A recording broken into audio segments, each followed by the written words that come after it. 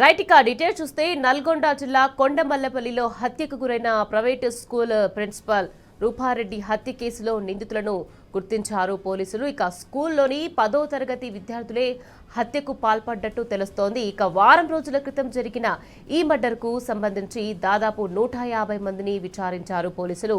ఇక సీసీ కెమెరాల్లో ఎక్కడా కనిపించకుండా చాకచక్యంగా నేరం చేశారు.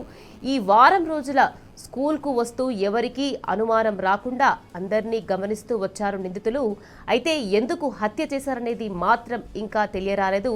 నిందితుల్లో ఒకరిని అరెస్ట్ చేయగా మరొకరు పరారీలో ఉన్నారు. ఇక రూపారెడ్డిని 27 సార్లు కత్తి పొడిచి చంపి 2 లక్షలు దొంగతనం చేశారు.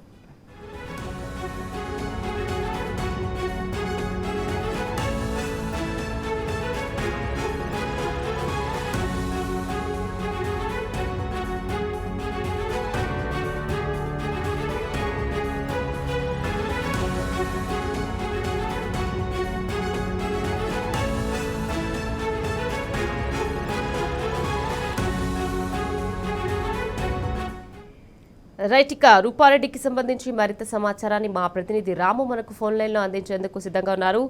రాము చెప్పండి, ఇక కొండమల్లపల్లిలో హత్యకు గురైన ప్రైవేట్ స్కూల్ ప్రిన్సిపాల్ రూపారెడ్డి హత్య కేసులో ఎట్టకేలకు నిందితులను గుర్తించారు పోలీసులు. అయితే స్కూల్లో చదివే 10వ తరగతి విద్యార్థులే హత్యకు కారణమని తెలిసింది. దీనికి సంబంధించి పూర్తి అప్డేట్స్. వారం రోజుల క్రితం నల్గొండ జిల్లాలో సంచలనం కలిగించినటువంటి కొండమల్లపల్లి నాగార్జున ప్రైవేట్ ప్రిన్సిపల్ రూపారెడ్డి హత్య కేసులో పోలీసులు అయితే పురోగతి సాధించారు. వారం రోజులుగా మల్లగుల్లాలు పడుతూ పెద్ద ఎత్తున కూడా 5 టీములతో జల్లెడబట్టారు. సీసీ కెమెరాలను పరిశీలించడం జరిగింది. 150 మంది అనుమానితులను కూడా విచారించడం జరిగింది. ఎక్కడ కూడా నిందితులు ఎవరనేది కూడా పోలీసులు కూడా అర్థం కాలేదు. ఒక సవాల్గా మారింది.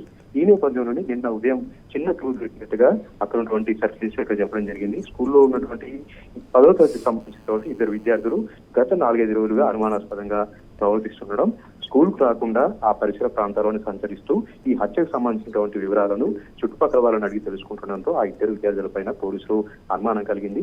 వారి విద్యార్థులకు సంబంధించినటువంటి తల్లిదండ్రులు కూడా పిలిచి విచారించిన నేపథ్యంలో వాళ్ళకు సంబంధించి కూడా కొంత అనుమానాస్పదంగా సమాధానాలు చెప్పడంతో ఎట్టకేలకు ఈ 2 10వ తరగతి విద్యార్థులే ఈ ప్రిన్సిపల్ ని హత్య చేసినట్టుగా పోలీసులు ఒక నిర్ధారణకైతే వచ్చారు. దానికి సంబంధించి సీసీ ఫుటేజ్, అదేవిధంగా ఫోన్ CDR సంబంధించిన సాక్ష్యాలను కూడా సేకరించినట్టుగా మనకు అర్థమవుతోంది. అయితే ఈ 10వ తరగతి విద్యార్థులు ఎందుకు హత్య చేశారు, ఏ కారణంతో హత్య చేశారు అనేది కూడా చాలా లోతుగా కూడా ప్రశ్నిస్తున్నటువంటి పరిస్థితి. అయితే హత్య చేసినటువంటి ప్రాంతంలో 6:30 ప్రాంతంలో రూపారెడ్డికి సంబంధించినటువంటి ఫోన్ స్విచ్ ఆఫ్ అయ్యాయి. ఇంట్లో ఉన్నటువంటి 2 లక్షలు మాయమైనట్టుగా చాలా రోజుల తర్వాత గుర్తించడం జరిగింది. నిజంగానే డబ్బుల కోసమే హత్య చేశారా, లేదంటే ఇంకేదైనా కారణమైనటువంటి విషయాల్లో కూడా పోలీసులు అయితే లోతుగా విచారణ చేస్తా ఉన్నారు. బీహార్ గ్యాంగ్, అదేవిధంగా అక్కడ చుట్టుపక్కల ఇతర ప్రాంతాల వారు కరడుగట్టినటువంటి నేరస్తులు చేసినటువంటి పనిగా మొదట అనుకున్నప్పుడు కూడా 10వ తరగతి చదువుతున్నటువంటి పిల్లలు, అది కూడా ఆమె నిర్వహించినటువంటి స్కూల్ సంబంధించినటువంటి విద్యార్థులు ఈ హత్యకు పాల్పడ్డారని తెలవడంతో ప్రతి ఒక్కరు కూడా ఆశ్చర్యానికి గురవుతా ఉన్నారు, ముక్కున వేలేసుకుంటున్నారు.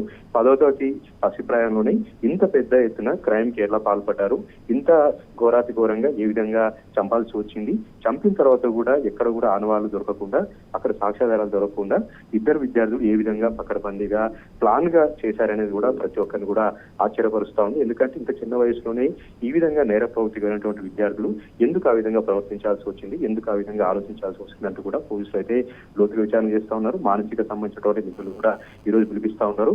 పూర్తిగా నిర్ధారణ అయిన తర్వాత, రుడి అయిన తర్వాత ఈ రోజు జిల్లా ఎస్పీ మీడియా సమావేశం పెట్టి పూర్తి వివరాలు వెల్లడిస్తామని కూడా చెప్తున్నారు. ఎట్టకేలకైతే పోలీసులు ఊపిరి పీల్చుకున్నారు. ఒక సవాల్గా మారింది. రాష్ట్ర మహిళా కమిషన్ కూడా దీనిపైన సుమోటోగా కేసు తీసుకొని నిందితుల్ని వెంటనే అరెస్ట్ చేయాలని జిల్లా ఎస్పీకి, కలెక్టర్కి నోటీసులు కూడా జారీ చేసింది. దీంతో రాష్ట్ర వ్యాప్తంగా కూడా ఈ ఘటన అనేది సంచలనంగా మారింది. పోలీసులు ఎందుకు నిందితులను అరెస్ట్ చేయలేకపోతా ఉన్నారు, ఎందుకు ముందుకు పోలేకపోతున్నారని సర్వత్రా కూడా ఆరోపణలు వచ్చినటువంటి నేపథ్యం కూడా మనకు అనిపిస్తా ఉంది. ఎట్టకేలకైతే ఆ స్కూల్లో చదివినటువంటి 10వ తరగతికి సంబంధించినటువంటి 2 విద్యార్థుల పని అని తేలడంతో అందరూ కూడా ఆశ్చర్యపడతా కూడా ముక్కును వేలుకుంటున్నారు. మరి ఏ కారణం చేత చంపారు, ఆ డబ్బులు ఏదైతే 2 లక్షలు మాయమయ్యాయో ఆ డబ్బుల కోసమే చంపారా, లేదంటే స్కూల్లో ఇంకేదైనా గొడవలు జరిగాయా, లేదంటే ఆ ప్రిన్సిపల్ కి విద్యార్థులకు సంబంధించి ఏదైనా గొడవ జరిగిందా అనేటువంటి కోణంలో కూడా పోలీసులు అయితే లోతుగా విచారణ చేస్తా ఉన్నారు. Right, thank you Ramu.